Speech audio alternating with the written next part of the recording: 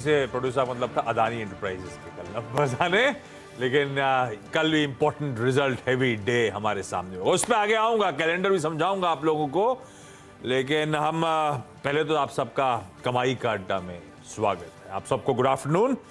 और दिखाइए भाई, शुरुआत में ही निफ्टी पहले स्क्रीन पर 1.5% की कमजोरी के साथ भारतीय बाजार इस समय कामकाज करते हुए 55-60 अंकों की कमजोरी पर। अच्छा हुआ क्या? शुरुआत अच्छी हुई थी भारतीय बाजार, तमाम कंसर्न्स के बीच। कंसर्न्स क्या थे?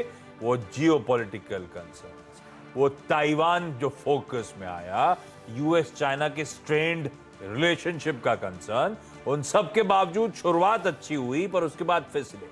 तो एक समय भारतीय बाजार थे 40 पॉइंट ऊपर, निफ्टी रखिएगा स्क्रीन पर, 40 पॉइंट ऊपर वाला निफ्टी स्लिप होकर पहुंच गया 120 पॉइंट नीचे। आज दिन के लोज बने 17,225 के, पर अब वो 17,225 के लोज, वो 120 पॉइंट दबाव वाला निफ्टी 50-60 अंक की ही कमजोरी के साथ ट्रेड कर रहा है। यानी कि दिन के लोज से आधी रिकवरी के साथ, हल्की सुस्ती, हल्की कमजोरी के साथ इस समय कामकाज होता हुआ। निफ्टी बैंक एक शेड वीकर है, 0.5% की कमजोरी के साथ अभी भी वहां पे कामकाज होता हुआ, 200 अंकों का दबाव।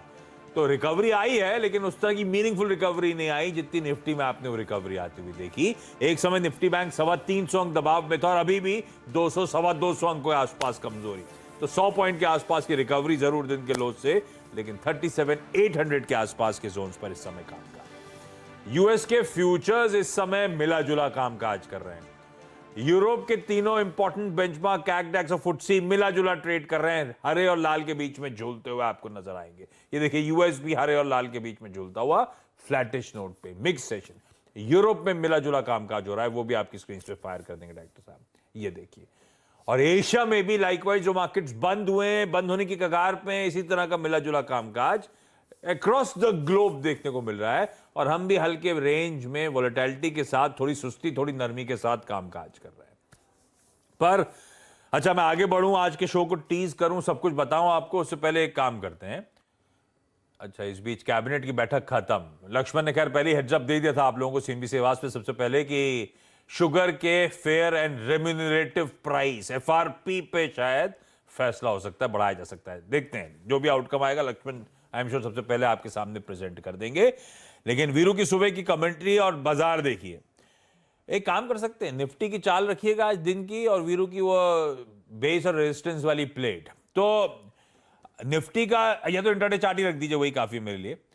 वीरू, वो रेजिस्टेंस पॉकेट हिट करी, वो 385 का जोन, हमारी वो रेजिस्टेंस पॉकेट 383 के आसपास की थी, वहीं से शुरू हो रही थी exactly precisely. Resistance pocket hit करने के बाद कूल ऑफ हुए, और अब वो 17,217 के आसपास के जो बेस है, उसको रिस्पेक्ट करके वापस हम थोड़ा सा ट्रैक्शन, थोड़ा मोमेंटम, तो वो डिफाइंड मार्कर्स, उसी ट्रेजेक्टरी में आज दिन भर का सेशन, वही हाइज और लोज लगाता हुआ भारतीय बाजार।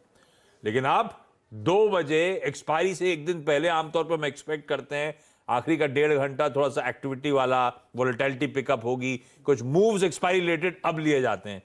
तो कैसा पोजीशन लग रहा है बाजार इस समय? निफ्टी से शुरुआत करी जाए।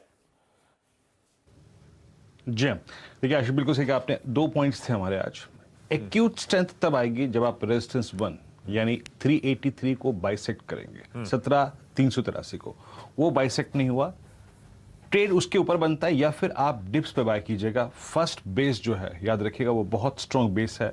कल भी आशीष इसी बेस ने रिवॉर्ड दिया था, एग्जैक्टली यही बेस था। तो मैं कहूंगा कि अगर आपने वो सुबह के बेस पर ट्रेड लिया है और 230, 240, 250 के रेंज पर अगर आपने ट्रेड लिया है, तो स्टे कमिटेड, मतलब लॉन्ग रहिए। एक लॉन्ग की रेंज थी आशीष 220, 230, 240, और एक रेंज की है एक्यूट स्ट्रेंथ बाय ट्रेड की, वो है 383 के ऊपर।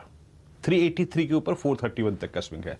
लेकिन अगर आपने लॉन्ग किया है ना आशीष, पहला मत खुल के ही यही है कि होल्ड दैट।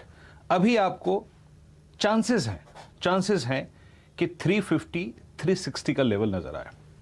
मेरे मुताबिक मैं इस सेटअप के बीच में ट्रेड कर रहा होता तो कम से कम अपने सुबह के ट्रेड को, लॉन्ग के ट्रेड को 350, 360 के जोन के लिए लॉन्ग रखता, ज्यादा नहीं, 350, 360।